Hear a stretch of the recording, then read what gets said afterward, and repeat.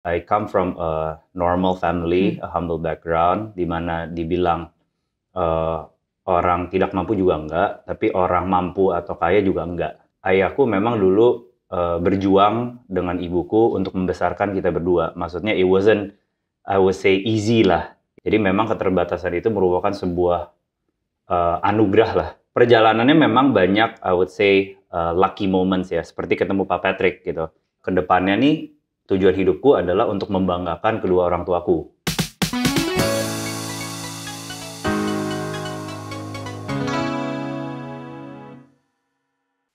Di usianya yang belum menginjak 30 tahun, sosok yang satu ini sudah menjadi sosok yang diperhitungkan di bidang venture capital dan meraih penghargaan Fortune 40 Under 40.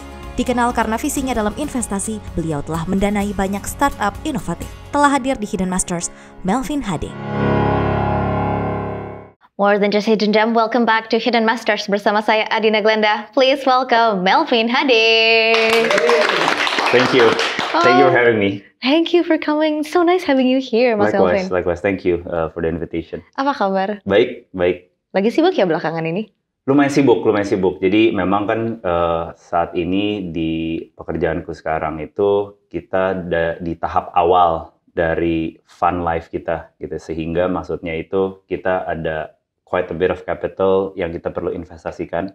Sehingga sibuk mencari our next hero companies and portfolio companies berikutnya gitu. So lumayan pack lah. Udah ada nih yang jadi targetnya yang mana-mana, udah ada? Udah banyak. Kita juga portfolionya udah cukup banyak. Ada lebih dari 10 companies. Tapi tentu kita continuously hunt for new companies yang kita perlu invest gitu kan. Oke. By the way, congratulations baru dapat 40 under 40-nya Fortune ya. Correct. Wow, di usia yang sekarang udah dapat berapa penghargaan nih Mas Melvin? Sebenarnya penghargaan kalau Fortune 40 Under 40 is one. Terus dulu juga ada Forbes 30 Under 30 Asia, Forbes 30 Under 30 Indonesia juga.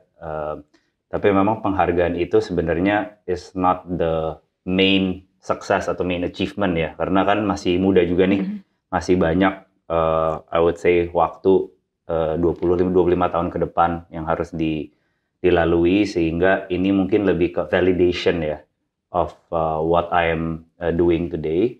Tapi apakah udah sukses masih jauh dari sukses lah. But obviously happy to have this achievement karena ini sebuah validasi akan apa yang kita kerjain selama ini. Gitu. Oke. Nah ngomong validasi, sebenarnya apa sih yang Mas Melvin kerjain sampai bisa dapat those achievements? Yeah. So sebenarnya in my role as a venture capitalist atau investment professional di Northstar ya, kita itu sebenarnya perannya adalah membantu founder atau entrepreneur untuk scale up their businesses gitu. Yang tadinya mungkin bisnisnya ada 3 cabang, kalau kita ngomong F&B chain, kita bantu si founder atau entrepreneur ini untuk membangun bisnisnya dari 3 cabang ke 1000 cabang. Nah tentu salah satunya itu yang penting adalah butuh modal atau capital. Jadi instead of mereka grow organically dengan cash pribadi yang mungkin lebih limited, ada peran venture capitalist untuk memberikan modal atau dana agar dia bisa akselerasi dalam ekspansinya.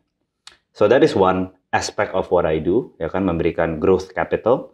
Tapi yang nggak kalah pentingnya itu adalah kita membantu founder atau entrepreneur untuk actually strategic direction of the company. Karena day to day, founder ini juga butuh bantuan kita dari sisi connection, network, sinergi dengan portfolio yang lain. Dan itu hal yang kita juga tawarkan ke founder dan entrepreneur. Dan mungkin in the past itu beberapa founder dan entrepreneur itu merasa terbantukan dengan kehadiran mungkin saya atau kita sebagai investment company dalam berpartner dengan entrepreneur ini. Sehingga banyak yang melihat bahwa berpartner dengan venture capital seperti kita itu suatu dream item dalam proses mereka mengembangkan company tersebut gitu. Jadi pekerjaanku dan roleku sebenarnya lebih ke sana dan personally also passionate about what I'm doing karena kita melihat pertumbuhan sebuah company yang masih kecil atau masih seorang bayi gitu ya menjadi adult atau scale up di dalam 5-7 tahun ke depan gitu. Jadi it's nice to see the behind the scene of growing a company and that is why I'm here as a venture capitalist.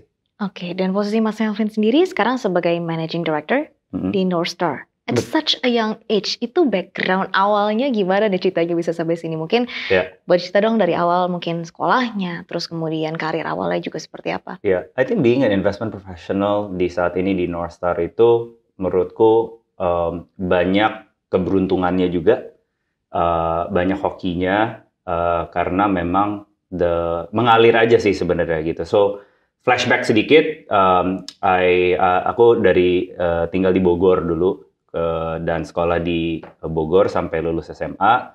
Kemudian karena keterbatasan keluarga juga, teman-temanku banyak yang sekolah di luar negeri. Cuman waktu itu jadinya aku harus milih perkuliahan atau perguruan tinggi di Indonesia. Dan saat itu idolaku kayak Ibu Sri Mulyani, Papa Hala Mansuri, Patiko Wamen saat ini gitu ya, dan mereka semuanya berkuliah di yang namanya FEUI atau FEBUI, Fakultas Ekonomi dan Bisnis Universitas Indonesia. Dan dari situ aku pengen juga masuk ke UI di FEBUI tersebut, dan akhirnya masuk, dan di situ aku mulailah proses belajar dan train myself to get ready for the corporate world gitu. Dan di situ di tahun pertama karena dulu ngelihat papa banyak ditolak ketika job interviews, aku pribadi jadi penasaran nih, sesusah apa sih gitu untuk mendapatkan sebuah pekerjaan. Jadi aku waktu itu banyak reach out di LinkedIn, dan yang pertama, internship pertama di UOB Bank, di head office-nya di Tamrin gitu. Dan di situ aku di Wealth Management Division, dan saat itu aku benar-benar kebuka banget pikirannya dari sisi the real working environment gitu. Jadi I'm a big believer of internship, tapi setelah itu aku pindah ke sell side dengan sekuritas di Indonesia.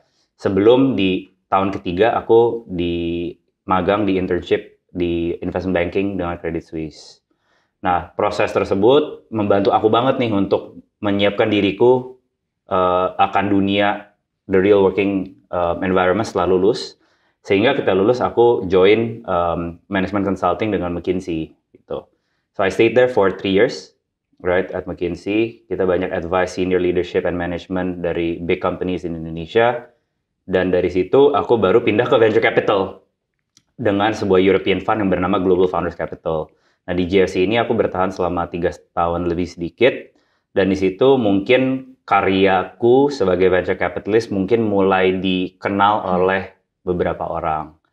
Dan beberapa investmentnya juga menjadi cukup baik, portfolionya terus berkembang, sehingga yang tadinya si European Fund ini pertama kali masuk di Indonesia menjadi salah satu VC yang cukup berpengaruh di Southeast Asia.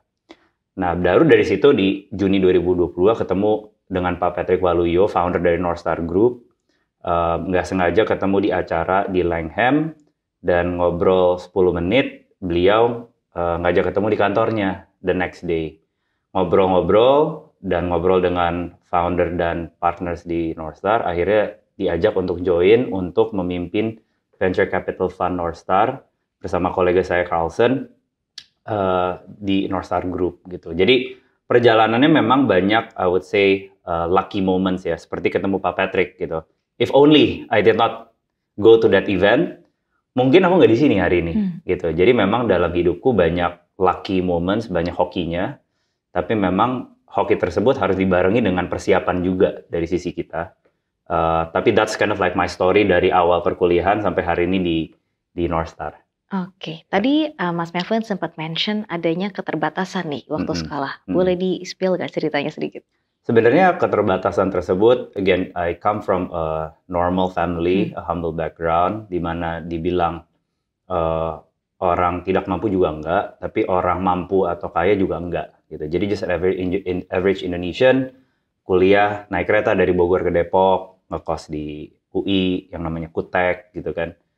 So living as a normal Indonesian, tapi memang keterbatasan tersebut maksudnya adalah ayahku memang dulu berjuang dengan ibuku untuk membesarkan kita berdua. Maksudnya it wasn't, I would say, easy lah gitu. Jadi kita sebagai anak itu melihat pengorbanan yang dilakukan oleh ayah dan ibu saya gitu. Misalkan kalau kita ke restoran, yang makan hanya aku dan adikku, sedangkan ayah sama ibuku nggak makan untuk ngirit gitu ya sebagai keluarga. Karena balik lagi ada momen di mana ayahku memang tidak mempunyai pekerjaan, jadi lebih banyak bekerja di rumah dengan trading saham waktu itu. So that is my first exposure in investing, tapi keterbatasan tersebut adalah lebih ke pengorbanan sih yang aku lihat dari ayah dan ibuku, sehingga itu membuat mindsetku bahwa kedepannya nih tujuan hidupku adalah untuk membanggakan kedua orang tuaku. Gitu, sehingga momen itu yang membuat aku mempunyai mindset dan fighting spirit seperti hari ini dan berjuang dari masa perkuliahan sampai hari ini gitu. Jadi memang keterbatasan itu merupakan sebuah anugerah lah buat aku today, karena dengan pengalaman tersebut aku bisa berjuang lebih keras lagi gitu sebagai Melvin sampai hari ini. Oke, dan malah jadinya anugerah ya, bukan menjadi penghalang untuk Mas Melvin. Betul. Karena without that, mungkin I would be a completely different person and I wouldn't be here today. Gitu. So yeah, I'm grateful for that lah. And I'm sure your parents are proud of you right now. I hope they are. I hope they are.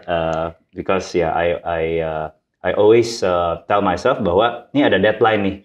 Ya kan, karena kan nggak umur orang kan kita nggak tahu.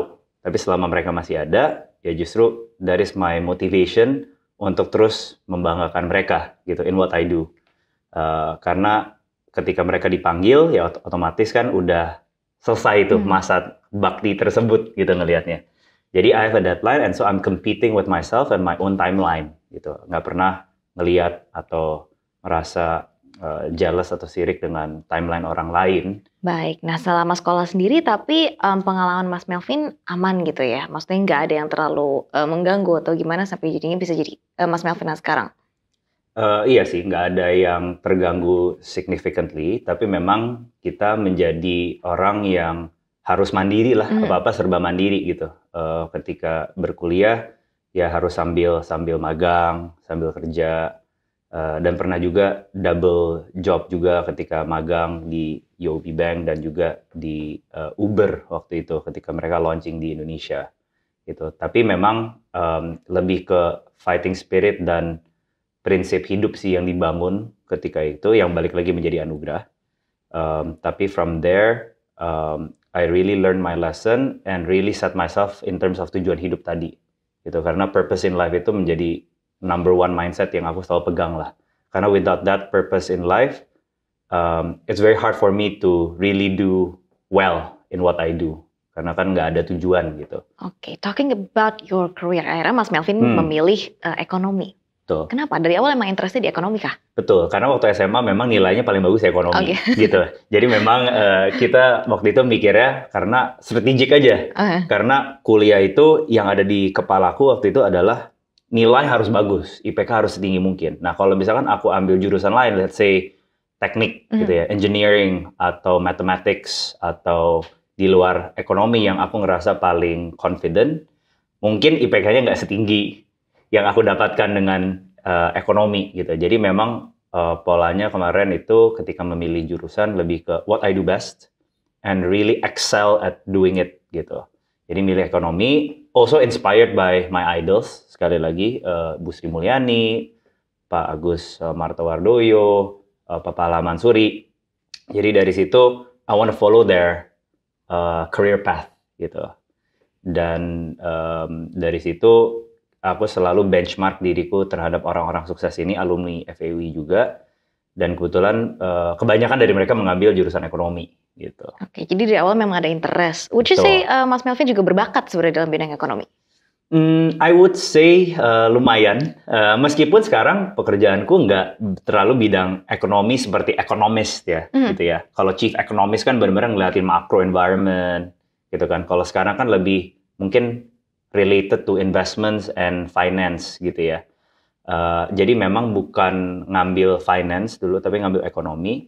Tapi dari progres dan pembelajaran dari management consulting tadi is a good transition between understanding the macro and economics kind of like environment atau macroeconomy as a whole towards more like micro and company level, I would say financials, operation, sehingga itu yang membantuku dari sisi transisi dari belajarnya ekonomi tapi sekarang bisa menganalisa laporan keuangan sebuah company, let's say, dan melakukan investment. you attribute your career gitu banyak ke hoki, tapi Mas Melvin bilang juga berbakat. Nah, untuk orang-orang di luar sana gitu yang pengen invest atau mungkin karirnya bagus nih seperti Mas Melvin, sebetulnya butuh talenta nggak sih? Atau sebenarnya itu tuh bisa di-achieve lewat hard work? I think ada 2 formula ya, atau 2 equation gitu, bahwa I think there is always luck and there is always like preparation gitu. Jadi I always believe that we need to be prepared as a person for when that lucky atau special opportunity comes to you. Luck moment tersebut tidak akan materialize menjadi sebuah opportunity atau kesempatan buat kita kalau kita nggak mempersiapkan special moments tersebut dengan baik gitu. And so I feel like ketika dalam perjalanan karirku, my biggest jump itu adalah ketika aku mempersiapkan special moments tersebut, gitu. Tapi first step-nya adalah untuk mengetahui dan membedakan mana yang business as usual sama special opportunity. That's the first step. The second step adalah untuk mempersiapkan diri kita untuk that special opportunity sehingga kita bisa capitalize on that opportunity. Kita misalkan ketemu siapa, mendapatkan berita apa, gitu kan, kayak misalnya investasi saham juga, gitu kan. When you find that special opportunity, you need to be able to prepare well. And then the last step is executing, kan, ketika udah mempersiapkan, special opportunity-nya datang, make sure kita juga execute well, gitu kan. Kita memahami bidang kita, sehingga opportunity itu terrealisasikan menjadi sebuah job offer, menjadi sebuah investment outcome yang baik, dan seterusnya gitu. So the short answer is everyone can. Cuman mungkin not everyone can see whether this is a special opportunity atau business as usual, dan nggak semua orang mau kerja keras untuk mempersiapkan diri mereka akan opportunity tersebut gitu. Jadi memang ada, makanya aku selalu bilang at least 50% of my life itu luck. Tapi the other 50% adalah my effort in preparing for that luck. Gitu. Jadi dibilang apakah semuanya karena Melvin, ya enggak juga gitu, karena ada luck tadi, seperti sekali lagi ketemu Pak Patrick, which is my lucky moment yang paling recent nih, gitu kan. If only I did not attend that event, gitu kan, I will not be able to see Pak Patrick in the office. But when I'm called to the North Star office to meet the founder, right, I need to prepare myself so that I leave a good impression, and that turns out to be an invitation to join the platform. Oke, nice one. Kita sekarang mulai ngomongin soal karir. Nah, sebagai seorang managing director di North Star, pasti ada investment philosophy nih untuk menilai para perusahaan yang akan diinvest. Betul. I think as an investment professional di North Star, investment philosophy aku pribadi, baik the team as well, adalah satu, kita selalu melihat the market opportunity itu harus besar. Karena as a venture capital itu kita nggak bisa invest in sesuatu yang outcome-nya itu terbatas gitu. Misalkan terbatas atau besar itu size-nya berapa sih? Kita mau company ini punya outlook 5-7 tahun ke depan, mempunyai revenue minimal $100 juta. Atau mungkin roughly 1,6 triliun gitu. Sehingga per bulan omset perusahaan tersebut harus minimal sekitar 150 miliar lah. Bukan dalam 1 tahun, tapi outlook-nya harus ada dalam 5-7 tahun ke depan. Jadi kalau di bawah itu, size-nya menjadi subscale, kita bilangnya, sehingga itu bukan menjadi VC opportunity. Gitu. Jadi, market opportunity adalah satu hal. Yang kedua adalah kita selalu mencari X factor dalam perusahaan tersebut. X factor ini bisa dari sisi foundernya, bisa dari sisi progress atau track record company-nya yang sangat baik, gitu kan, pertumbuhannya sangat baik, atau business modelnya yang kita sangat suka dan sangat unik gitu. Tapi in making an investment itu kita selalu ngelihat apa nih X factor-nya, why should we invest in this company? Kalau foundernya nggak special, maksudnya, any founder can start that company, nggak punya know-how yang hanya dimiliki oleh founder tersebut, mungkin X factor-nya nggak di founder. Kalau pertumbuhannya juga flat dari year on year, pertumbuhannya kurang menarik, juga mungkin itu bukan menjadi X factor yang cukup. Sehingga kita sebagai investor itu selalu nyari nih X factor-nya apa dari sebuah company agar kita bisa merasa bahwa this is a company that we want to be part of gitu. And then last but not least adalah melihat dari sisi dampak perusahaan tersebut kepada lingkungan, kepada masyarakat, karena kita ESG compliant juga. Jadi kita tidak bisa investasi di perusahaan yang memberikan dampak buruk terhadap lingkungan misalkan. Dan yang terakhir adalah good corporate governance. Jadi dari sisi financial reporting, pembayaran pajak, itu semua harus rapi dan sesuai dengan aturan yang ada. Jadi ini 4 hal yang kita selalu pegang when we look at a company. Cukup standard, not rocket science, tapi inilah menjadi pedoman kita when we make investments. Pernah ketemu hidden gem yang mungkin paling membanggakan gak sih buat Mas Melvin sendiri? Mungkin kalau ngomongin hidden gem ya, mungkin saat ini memang di bidang startup itu kan memang is a long term game gitu ya. Maksudnya ini sebuah proses yang membutuhkan waktu minimal 5 sampai 10 tahun gitu. Karena kita berinvestasi di perusahaan yang masih dini, masih early gitu. Tapi kalau kita ngomongin early, I would say success atau early conviction itu mungkin ada di perusahaan seperti FitHub yang merupakan fitness chain di Indonesia, dan I was the first investor di FitHub ini. Dan mereka yang tadinya punya 5 cabang fitness, sekarang punya lebih dari 80 cabang seluruh Indonesia. And the company is profitable juga, jadi not burning money. And they have scaled quite nicely throughout the country lah gitu.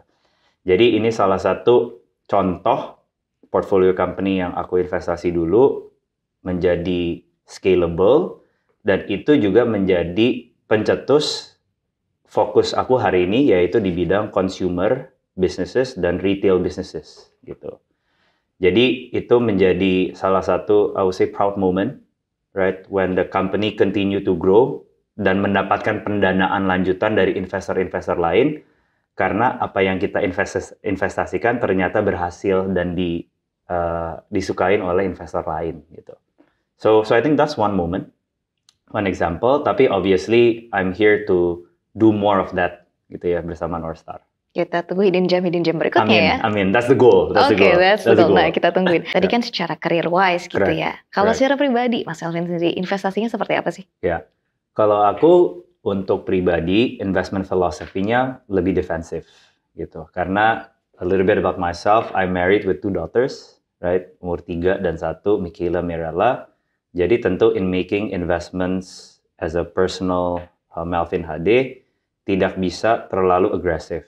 Karena we want to make sure that the financials in the family itu aman dalam jangka panjang. Sehingga, well, majority of my investment sits with our Northstar Fund. Jadi I personally commit my own funds to the Northstar Fund because I believe in the opportunity as well. So that's a significant part of, I would say, my investment allocation. And then I would say the remaining is split across obviously my house and also a bit of mutual fund. Gitu. Karena again, adopting that defensive investment philosophy, of course I want my money to be working for me too. Tapi I cannot invest or allocate capital into risky assets atau aggressive assets. Gitu. Karena balik lagi udah berkeluarga dan punya 2 anak. Kalau dulu masih kuliah, masih single, I put maybe more than 80% in the stock market gitu waktu masih single dulu. Karena kebetulan memang magangnya banyak di dunia pasar modal, dan sambil belajar dan mendapatkan informasi mengenai pasar modal juga waktu itu personally invest. Tapi itulah transisi between Melvin as a single 24-year-old dan sekarang dengan mempunyai sebuah keluarga dan 2 putri gitu. Nice one. Mas Melvin, you're a good family man. Your career is stellar. Masih ada harapan untuk ke depan gak nih? Personal goals yang pengen Mas Melvin capai? So my personal goal is actually very simple, right? I just want to make them feel proud, happy, dan bangga lah, akan anaknya gitu kan. And I just really want to do my best before mereka dipanggil Tuhan gitu kan. So I think everything that I do that leads to that, right? Mau karir, mau personal health, mau financials, it always leads to that. So to answer your question adalah, I want to make them proud by taking them on holidays to places that we cannot afford in the past, right? I want them to live in the best house that I haven't achieved yet. They still live in their own house, but they also live with me now. But I also want them to feel like we as a family have transformed juga lah, gitu, because of myself and my brother, which is also doing very well, gitu. Jadi kita berdua, Josh, my brother, and I selalu punya objektif as simple as that, right? Putting a smile on their face, taking them to music concerts that they cannot afford back then as a family, and that's really my objective in life. I don't want to be the top 10 richest in Indonesia. I don't think I need to be top 10 richest, but I think I want to make my parents the most happy parent in the country lah. So that's my goal and objective in the next 10-20 years. Wah, very cool. Mas Melvin boleh bagiin tips dong buat sahabat Meraset yang pengen juga nih jadi sesukses Mas Melvin? I think yang paling penting itu, and that's why I think untuk menjawab pertanyaannya, I wrote a book, right, which consists of basically 10 mindsets yang aku memang pegang sebagai professional dan fresh graduate waktu itu yang membawa ke posisiku saat ini gitu. And I think 3 things, right? Number 1, mindset pertama yang harus dimiliki adalah harus punya tujuan hidup sih. Memang nggak semua orang bisa langsung menemukan tujuan hidupnya, tapi proses pencarian tujuan hidup itu aku rasa penting sekali.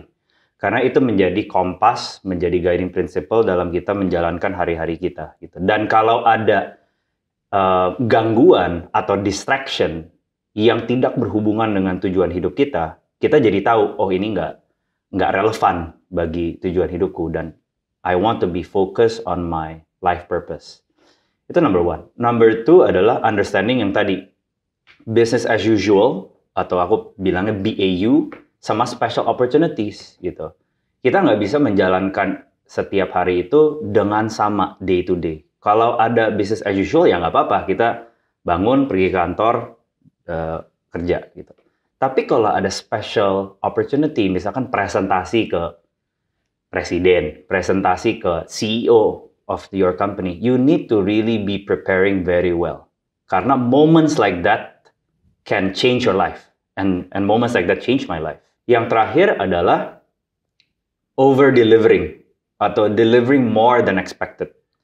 Ini suatu hal yang aku adopt banget ketika early career aku pribadi. Karena kalau diminta misalkan ngerjain A sampai C gitu ya, A, B, C. We should always have the initiative to do more than what is asked atau requested. Karena ketika kita over-delivered something, that would leave a good impression and people will remember you. Gitu. Yang tadinya cuma dikerjain, kerjainnya A sama B aja untuk minggu depan ya. Tapi ternyata kita ngerjain A, B, C, D, E, dan nggak minggu depan, tapi minggu ini udah selesai. Jadi ini aku lakukan terus-terusan, sehingga itu sangat membantu diriku dalam progres dalam karirku sendiri. Jadi mungkin 3 hal itu yang aku selalu ingin titipkan ke anak-anak muda, karena semuanya bisa jauh lebih sukses dari Melvin juga. Oke, amin doanya. Dan satu pertanyaan terakhir, nanti kita akan masuk ke segmen games ya Mas. Yeah. Definisi sukses untuk Melvin Hadi. So for me, definisi sukses adalah joy and happiness. Joy and happiness ini sudah mencakup multiple aspect in life. Financials, health, relationship, faith. Jadi ukuranku itu sukses atau enggak itu bukan dari net worth atau dari naik mobil apa, tapi benar-benar dari am I happy today as a person? Is my parents happy today as a person? Apakah anak-anakku bahagia dan ceria gitu? Karena kalau kita sakit, otomatis kita mungkin nggak bisa bahagia. Kalau kita misalkan keterbatasan finansial mungkin agak lebih sulit, meskipun masih bisa. Tapi definisi suksesku adalah selalu mempertahankan kebahagiaan tersebut selama 20-25 tahun ke depan sampai aku dipanggil Tuhan juga gitu. So that's my definition of success, Glenda. Okay, so I wish you more happiness and success Amen, in the future. amen. Thank you, thank you. Yes, thank you Mas Melvin. Thank you. Jadi thank you. sekarang gamesnya adalah Jawab dengan gambar. Oke. Wah, oke. Oke. Pertanyaan pertama, alat komunikasi yang mudah dibawa kemana-mana.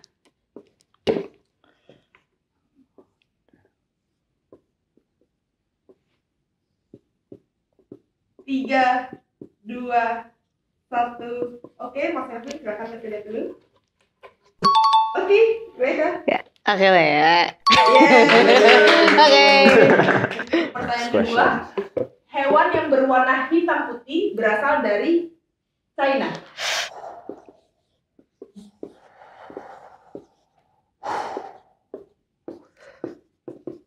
Tiga, dua, satu. Silakan Mas Melvin. Oke. Silakan Greta. Better. Oke. Pertanyaan berikutnya. Planet terbesar dalam tata surya kita adalah? Gue nggak tahu. Ini ngasal sih. Tiga, dua, satu. Silakan Mas Melvin. Greta. Wih, Wah, straight Ace kita, straight Ace. Oke. pertanyaan berikutnya. Panca indera yang digunakan untuk mengetahui berbagai macam rasa.